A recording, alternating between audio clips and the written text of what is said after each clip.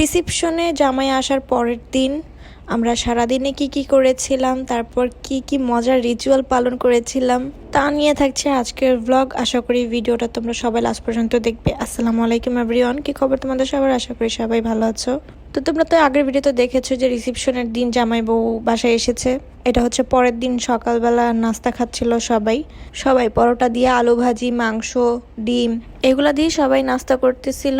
আর এখানে তো দুই ভাইয়ের দুষ্টামি আছেই, ওরা একসাথে থাকলে এরকম দুষ্টামি করবেই। আর এখন হচ্ছে খুব ইন্টারেস্টিং আর মজার একটা রিচুয়াল, এটা আমি আসলে আগে কখনোই শুনি নাই, কখনোই দেখি নাই। এটা হচ্ছে যে নতুন জামাই বউকে নানিরা আর ভাবিরা মিলে হচ্ছে গোসল করায়, আর গোসল করানোর পর জামাইয়ের কাছ থেকে টাকা তোলা হয়। এটা আমার জন্য আসলে একদমই নতুন, কারণ এর আগে এই রিচুয়াল আমি কোথাও দেখি নাই। নেক্সট তোমার এরপরের সিরিয়াল। হ্যাঁ, এখন হচ্ছে আমার 3 নানি শাশুড়ি আর আমি মিলে, মানে ভাবি মিলে একটা ডালার মধ্যে সাবান নিয়ে তারপর হচ্ছে এই যে এরকম 3 বার করে, মানে এই যে এরকম করছিলাম। আমার কাছে খুব হাসি আসতেছিল আর খুব মজাও লাগতেছিল যে এটা আসলে কি নিয়ম, আমার সময় তো করা হয়নি। পরে আমার নানি শাশুড়ি বলল যে যখন ওনারা এই রিচুয়াল আমার সময় করতে চেয়েছিল তখন আর কি অনেক সকালবেলায় আমি পার্লারে চলে গিয়েছিলাম, তাই আর কি তখন এই রিচুয়ালটা করা হয়নি। এখন তো আফসোস হচ্ছে যে কেন করা হলো না, কারণ এটা আমার কাছে খুবই মজা লাগতেছিল। সিয়াম এখন ওদের অনুভূতিটা জানতে চাচ্ছিল। আমার কোনো অনুমতি নাই, আপনার জানতে চাচ্ছিলাম। অতিরিক্ত গরমের কারণে গোসল। তারপর ওদের দুজনকে ওয়াশরুমে নেওয়া হলো, এখন ওদেরকে গোসল করানো হবে। বাকি ওয়াশরুমে মানুষ ছিল, তাই বললাম যে আমার ওয়াশরুমেই করান। আর এখন ওদের দুজনকে নিচে বসানোর পর নানিরা হচ্ছে গীত গাবে, মানে গীত বলবে।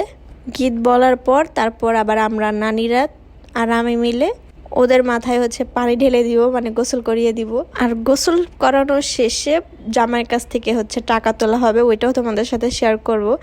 এখন আগে ওদেরকে গোসল করিয়ে নিই।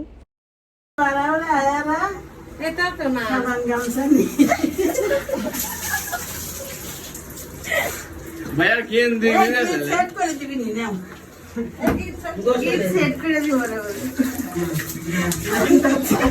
করবে কি পারে বেটা আছে।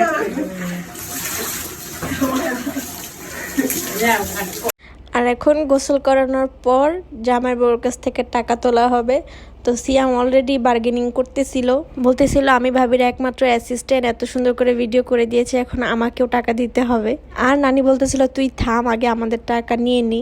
সবার সাথে নামাজ পড়েছি, সমস্যা না, টাকা নাই এদিকে নাই, আমি বিদেশ থেকে ঘুরে আসি। হ্যাঁ, $1 দিয়েছে, আছে এর ভিতরে।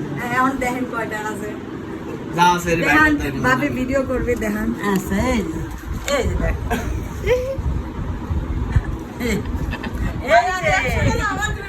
ভাই এইবার তালি কথা কয় লাগবে ছাই দিছিলাম এত ভাই আসলে এখন কথা বলবো এটা।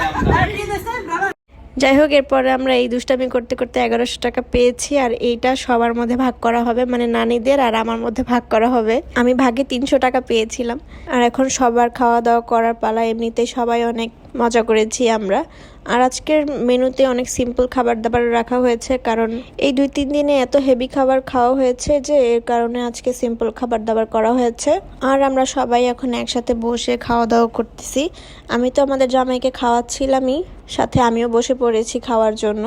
তারপর সুইট আমাদের সবার জন্য হচ্ছে আইসক্রিম নিয়ে এসেছে, তো এখান থেকে আমি এই যে ব্ল্যাক ফরেস্ট আইসক্রিমটা নিয়ে খাওয়া শুরু করে দিয়েছি। দেন রাতের বেলা এখন আবার সিয়াম সবার কাছ থেকে 20 টাকা করে উঠাচ্ছিল ঝালমুড়ি মাখানোর জন্য।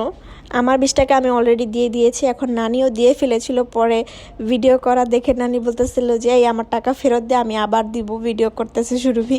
আর আমি তো পিছন থেকে হাসতে হাসতে শেষ ওদের কাহিনী দেখে, মানে 20 টাকা করে উঠিয়ে পরে ঝালমুড়ি মেখে সবাই খাওয়াবে, কিন্তু আদৌ এই ঝালমুড়িটা খাওয়া হয়নি। এই টাকা নিয়ে যে ওরা কি করছে ওরাই জানে। আর এদিকে শুধু আন্টি বাকি ছিল দেওয়ার জন্য, সেটা আন্টি আনতে যাচ্ছে। আর আন্টি বলতেছিল আমি 100 টাকা নোট দিব, তুই 20 টাকা রেখে বাকি টাকা আমাকে ফেরত দে। মানে ওদের মধ্যে কথা কাটাকাটি চলছিল। এর মধ্যে দেখলাম যে সুইট হচ্ছে চলে যাবে, তো ওকে আমরা সবাই বিদায় দিয়ে দিলাম। তো আজকের ভিডিওটা এই পর্যন্তই। ভিডিওটা কেমন লেগেছে অবশ্যই কমেন্ট করে জানিয়ে যেও। দেখা হবে নেক্সট ব্লগে। আল্লাহ হাফেজ।